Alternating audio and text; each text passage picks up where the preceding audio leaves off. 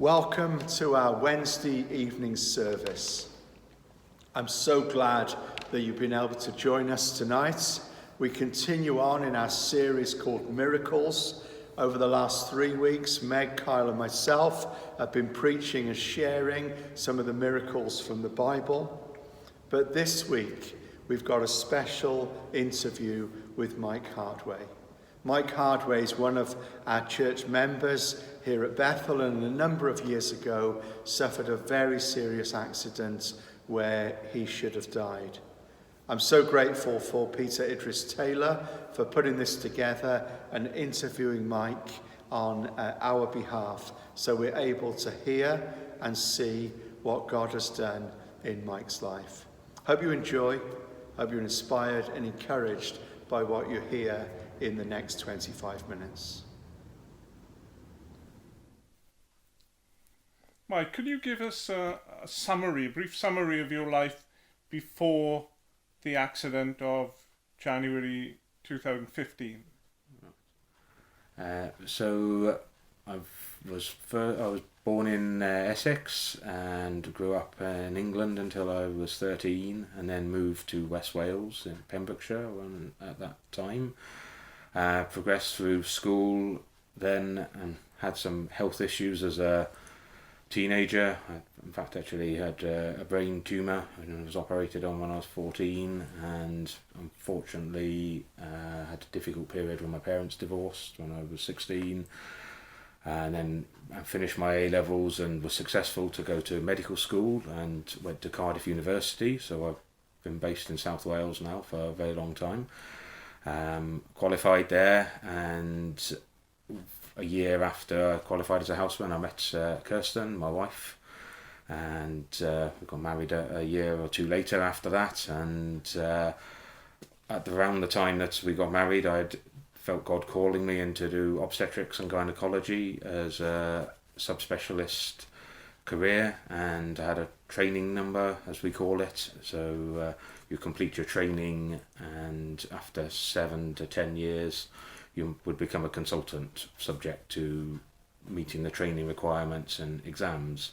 So Becky, what do you remember of Mike's accident? I think my first memory is the phone call that I had off Kirsten, and it was early in the morning, just taking the kids to school, so it's the start of a new day, and Kirsten rang me in a proper frantic state. She knew that a terrible accident had happened, but didn't have many details. So I think, as is natural, your imagination fills in all the gaps, and she feared the worst. But I think the worst part of it was he was so far away. She felt helpless. She had a small child, and she was also pregnant. So with all those sort of things just all crashing together in one panic state, really. And it was lovely that she felt that she could phone me, because they didn't have family close by at the time. And as her life group leader, that meant that I was perhaps her first point of contact in a moment of crisis. So yeah, it was straight away, it was, right, rally the troops. What do we do? And as women, we're very good at sort of, right, let's gather. What should we do? Prayer was obviously the first thing that we did, but also practical things. What can we do? Can we be with you? Can we get you to London? All these sort of things started to sort of fall into place. And that week is probably a bit of a blur, because we were just waiting for bits of information and working on what we could do with the information that we had. So the first week, nothing really happened practically wise. Yourself and Chris were the first ones to go in to see him, and then it was after that that we started this sort of rota system. What was the response of the church that first Sunday after the accident? It's a blur. The Sunday is a proper blur, but it reminds me, Ty basically led it as you were away, and it was, abandon whatever we've got planned, because this is a member of our family who's in absolute dire straits. This is something that we just need to really press in and pray for, and rally the troops, so to speak. Yeah. How did you find out about the accident? I remember we were driving to the airport. It was early in the morning, and I think you'd received a text message to say that there'd been an accident. And I remember driving myself, and you explaining to me what had gone on. And as you were reading it, I think I was expecting to hear the worst, because it sounded awful. But we heard that he was he'd gone to hospital, and I think that was pretty much it really. I remember then we were in Atlanta, and we were getting updates by text message from people that were in Wales, and just hearing what the updates were. And we were hearing that Mike was alive, but he was in ICU. But also I think we were hearing about Kirsten and the situation there, and the fact that I'm not sure if she had given birth then, but I think she had, and it was just a horrendous situation. And I think for us being across the other side of the ocean, felt a little bit helpless. And to be honest, I was probably waiting for the news that I think a lot of people were, that Mike would lose his life. As soon as we arrived back in London, the first thing we did was to take a tube across London to Whitechapel to visit Mike in the hospital there. What do you remember about that? Doctor asked who you were, and I remember you saying, "I'm Mike's pastor." And I don't think you said who I was, but I think they just thought I was with you and it was okay. And we were allowed through into this room that nobody else, I believe, had been in, and particularly from the church. And seeing Mike and seeing a man whose head was shaved, who didn't look like the person I knew, with cables and wires and machines all around him, and just seeing this lifeless body. And again, just not knowing what to do or what to say. I remember looking at him, looking at you, looking at the situation, and I remember you prayed for him. And I'd love to say I had the faith to believe that in only a few months Mike would be back alive and well, but I didn't. I thought it was hopeless, and I just didn't know what to do or what to say. And we then saw Kirsten, and I remember the emotion that she had for the whole situation. And again, just feeling helpless myself, not knowing what to say. And I think having you there to lead that was so helpful. And I guess that experience was something that I'd never seen in 25 years of being alive. I'd never witnessed anything like that. I'd never seen anybody in a ICU situation, and was able to. And obviously what came next, it was a thrill to see, because I'd seen him at the worst. So what's the next thing that you remember after going to bed that fateful evening? So literally the first thing I can remember is being put in an ambulance, not knowing, well, really very hazy, not knowing what was going on. After subsequent, I know I was in ambulance in London, and this ambulance then brought me to the Heath UHW hospital in Cardiff. And I remember arriving there. It's all a bit hazy, to be honest. You just, what was going, what am I doing here? What's going on? Obviously, I had a lot of drugs on board, so you're quite suppressed in consciousness. I had a tracheostomy, and you can see the scar on my neck at the time. Obviously, so I was quite sedated to make me less aware of that, I think. But yeah, I'm literally, the next thing I can remember is just being put in this ambulance. From what you were told, what happened to you? Well, both from what I've been told, and I've read my own medical notes and had all their pictures and images for me to review, because I've presented this story both nationally and internationally at medical conferences. What had happened was I'd slept-walked in the hotel I was staying at, and I have slept-walked before, often at times of stress, so that wasn't a new thing in a sense. And there was a fire escape window which opens up fully, which was unlatched, and I know this because it was all a police crime scene as well, and they found my fingerprints on this fire escape and found fingerprints on the balcony, which was on the window outside the hotel. And so I've literally walked over a balcony and fell head first some 36 foot onto a concrete paving outside. And this happened at 1 o'clock roughly in the morning, according to clocks which had gone dead at the time.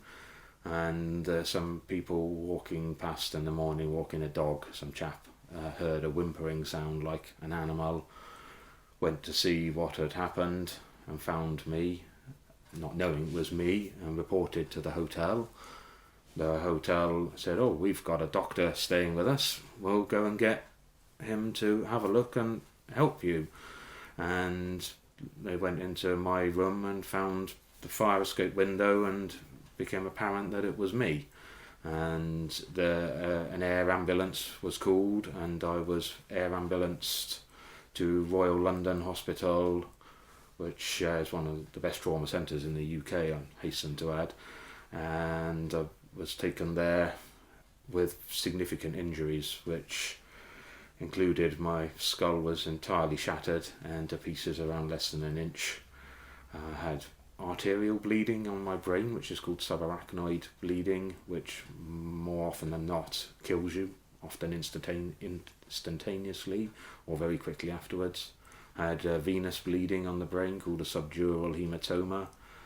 I'd also fractured my cervical spine in the back of your neck, fractured C3, 4 and 5, and us medics have a saying that C3, 4 and 5 keep you alive, because they control the main muscle which helps you breathe, so you can't normally breathe after they're damaged.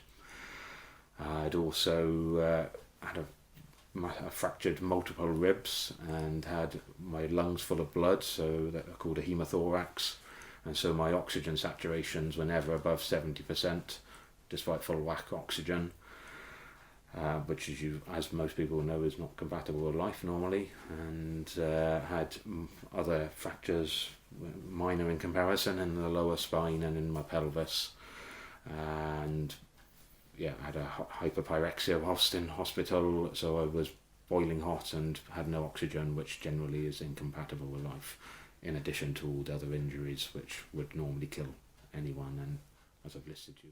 Were you found relatively quickly? You fell?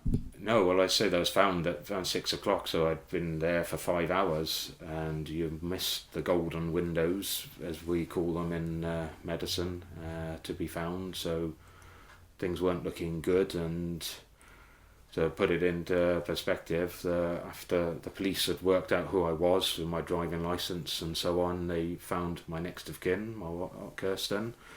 The police knocked on her door that day and basically said to her, "You've got to come to London to watch your husband die." In fact, they were the words they said to her. And she was 36 plus weeks pregnant at the time with a 20-month-old toddler. What was the date? And what was the date of this? It was the 18th of January 2015. And so needless to say, my wife it was a very stressful time for her and for the family.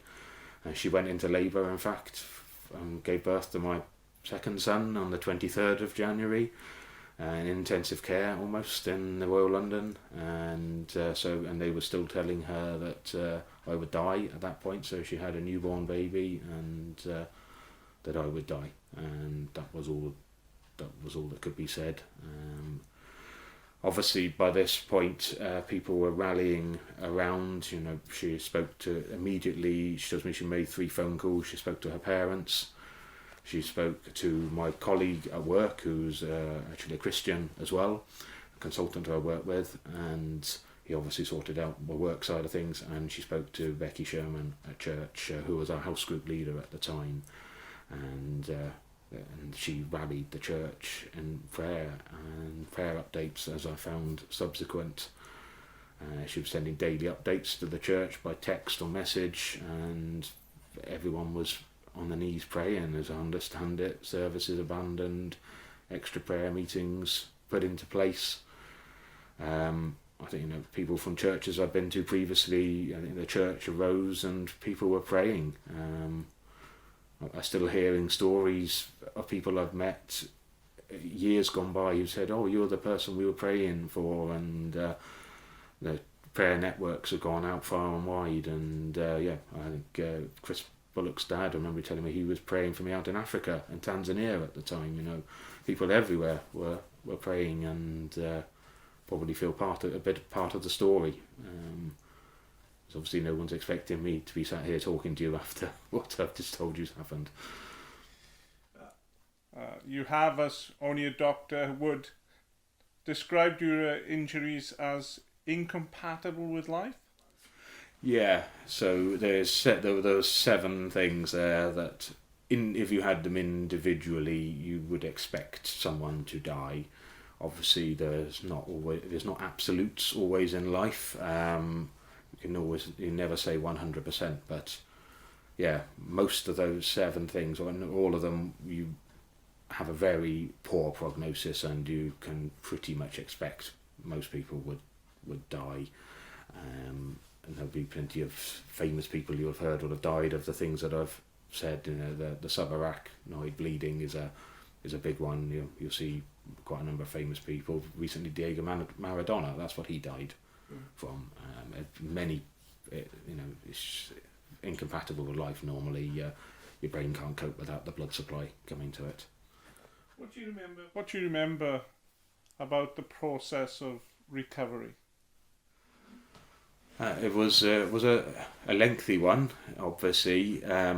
We'll put it into context. Firstly, that I was in a coma for 7 weeks, and no one expected me to survive. After about 3 weeks, when I hadn't died, then all the doctors were telling her was the best you could expect. That was I might be a vegetable, for want of better words. That I would be severely disabled, and no expectation of any quality of life, etc.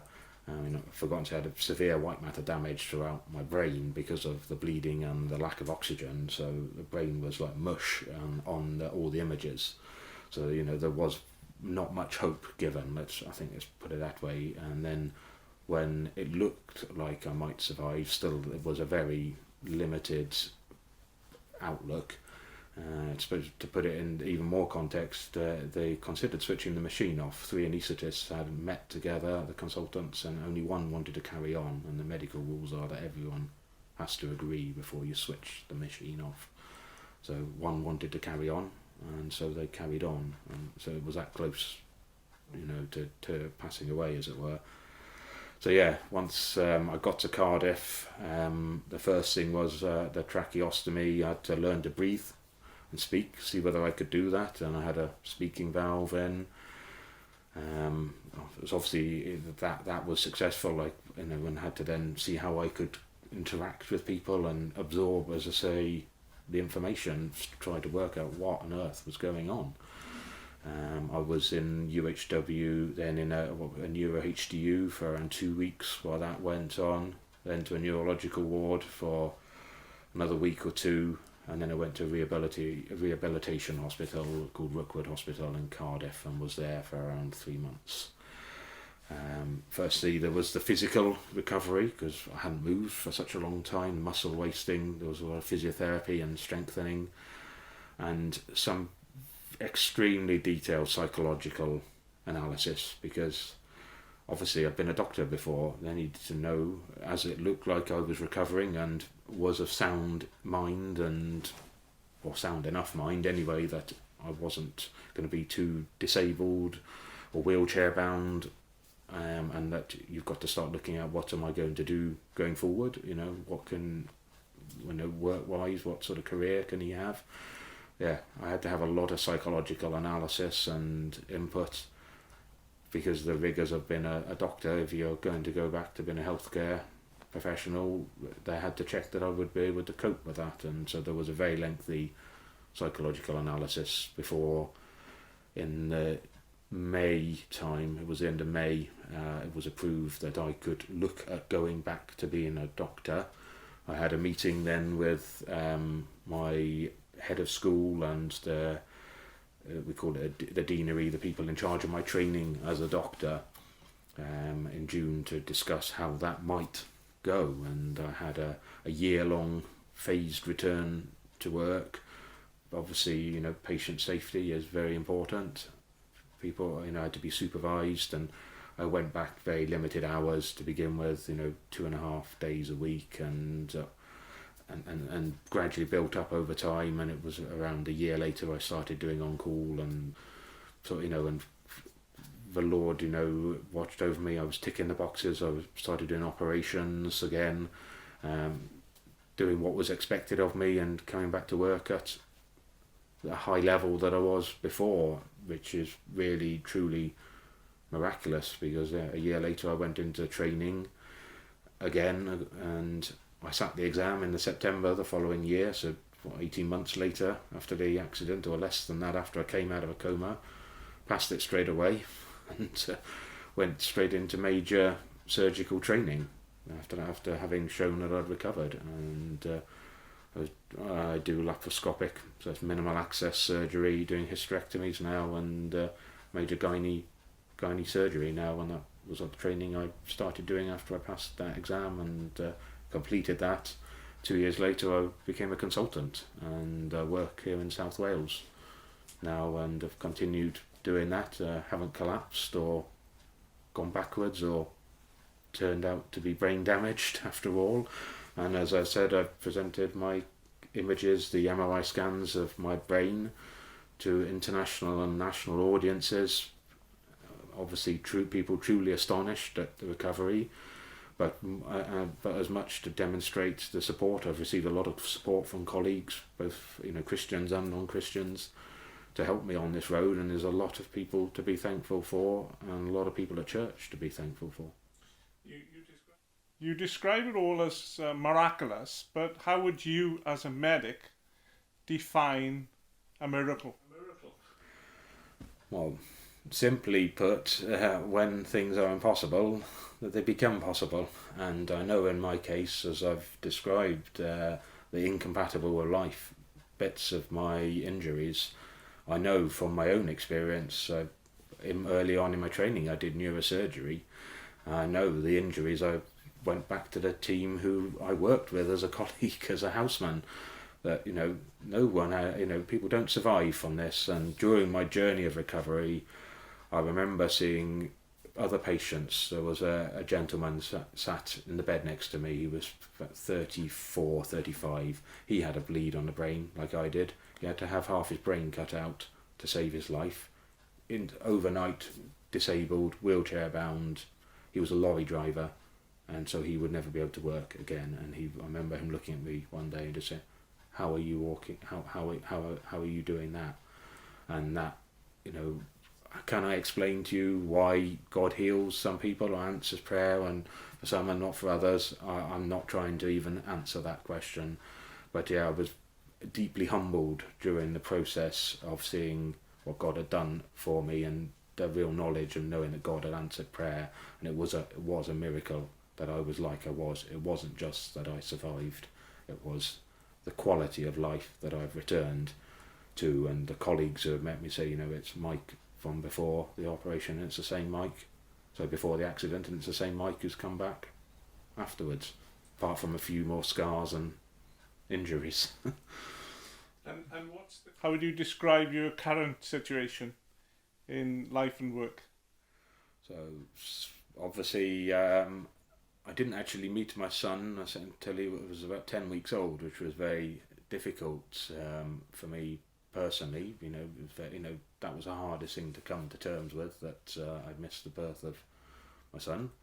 But I did get to spend more time with the family as I had the phased return, and then I've got a daughter who was born a couple of years later, 2017, and so our family is complete now, and God bless us with another child. No one probably would have expected that to have happened either. And it was a difficult time for the family. My family paid a difficult price for all of this, I think, It was a really tough for Kirsten, you know, to be in the face of so much difficult and harrowing information. I know from the job I do as the obstetric side of it, how difficult childbirth is and the mental problems which can come. You can get postnatal depression or severe mental health problems with no risk factors at all, let alone what Kirsten was being faced with. And at the midst of childbirth, I can't think of much more distressing circumstances.